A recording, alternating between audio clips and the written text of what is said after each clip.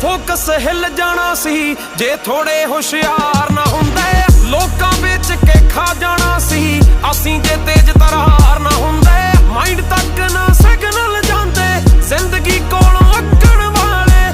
ਦਿਲ ਸਾਡੇ ਨੂੰ ਜੱਚਣ ਨਾ ਪਾਉਂਦੇ ਬੇਹਿੰਮਤੇ ਤੇ ਥੱਕਣ ਵਾਲੇ। ਟੈਲੈਂਟ ਕਦੇ ਨਹੀਂ ਛੁਪਿਆ ਰਹਿੰਦਾ ਫਰਕ ਨਹੀਂ ਪੈਂਦਾ, ਫਰਕ ਨਹੀਂ ਪੈਂਦਾ ਕਿਹੜਾ ਕਿੱਥੇ ਉੱਠਦਾ ਬਹਿੰਦਾ। ਫਰਕ ਨਹੀਂ ਪੈਂਦਾ, ਫਰਕ ਨਹੀਂ ਪੈਂਦਾ ਸਾਡੇ ਬਾਰੇ ਕੌਣ ਕੀ ਕਹਿੰਦਾ। ਫਰਕ ਨਹੀਂ ਪੈਂਦਾ, ਫਰਕ ਨਹੀਂ ਪੈਂਦਾ।